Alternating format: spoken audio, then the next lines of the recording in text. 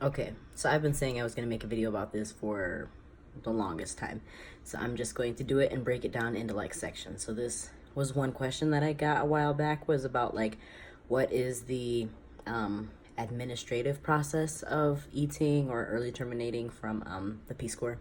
As you know, I served in the Peace Corps from 2017 2018 in Jamaica, and I left like 16 17 months in, something like that. So just covering the administrative portion of it. So, like, big word of advice: when you decide to leave, or if you decide to leave, pack, get rid of everything, handle your end before you let Peace Corps know. I let them know before I packed, and that caused like a lot of havoc. You're supposed to be off the island technically within 72 hours. I believe that's the policy across all of Peace Corps. But they like wanted me out of there pretty much immediately. So I wish I had packed first and then let them know that I wanted to leave. You can let them know however you want. Text, I emailed, you can call, whatever. No one tried to talk me out of it. They were just like, okay. So I'll go over another part later, but like I said, just the administrative part. So going into Kingston or whatever capital it is, and then you just go see, there's like, they give you like a checkout list, and then I have to see each person or someone in that position to do each of those steps. I had to see someone about finance to figure out like prorate the money I had used, what I had to give back, that kind of thing, what kind of money I got to take with me, to get my tickets and travel plans, to get like the hotel arranged. What else? I was supposed to talk to the program manager, but she wasn't in, so I didn't talk to her. I had to turn in paperwork that I had to have signed from my host family, like to show the receipts from rent. I made copies of all of those for myself and gave them to Peace Corps just because the way I left, I didn't trust that. I felt like someone later might say, well, she didn't pay for this or that, and I was not going to have that. So I made copies for them and for myself. I also had to get a letter signed saying that I cleaned everything and that the house was left in good condition when I left.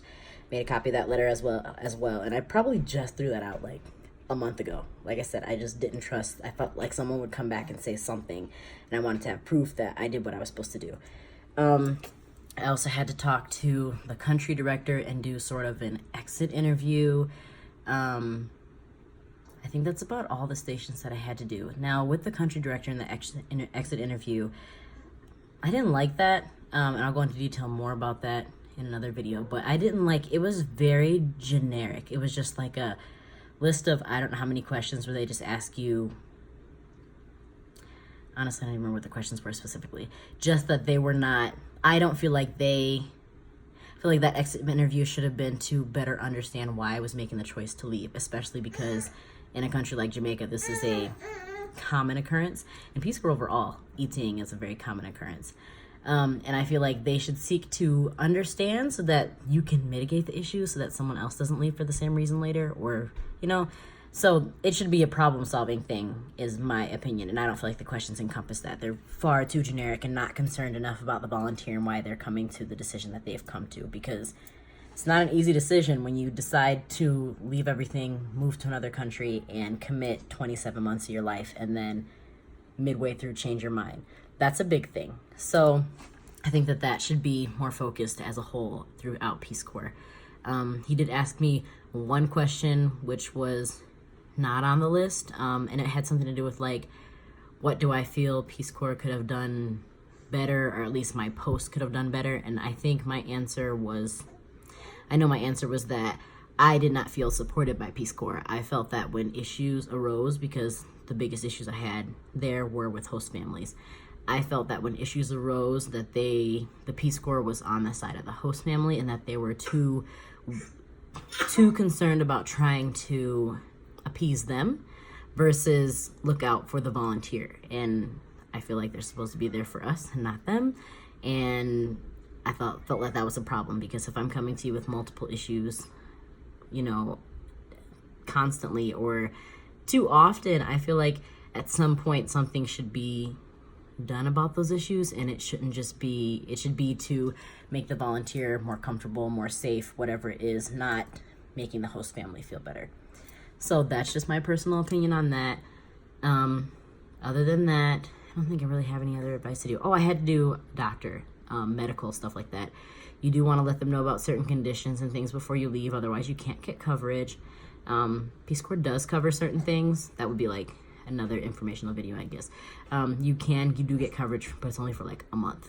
And if you know how hard it is to get a job, and I was 26, so I was still on my parents' insurance, but I was only on it for a few more months, so that was a difficult transition.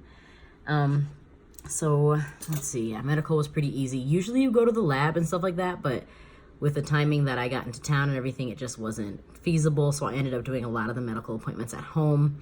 Now, I do think that a lot of the medical appointments that you do at home, they give you authorizations to get things done at home.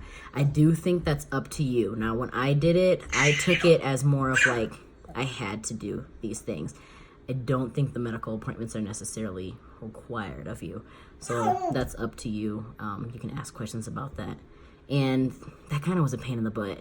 The authorizations and getting them accepted and the doctor's offices understanding how to use them, and then bills coming back to you, and then you having to deal with bills because authorizations weren't done properly or they weren't done at all, and billing was done improperly. That was annoying. It was very time consuming. So consider all that when you do that. If you have any other questions specifically about the administrative part, let me know. I will answer them. And like I said, I will probably do more videos to cover different aspects. But again, this is just my personal experience trying to share with others that have asked.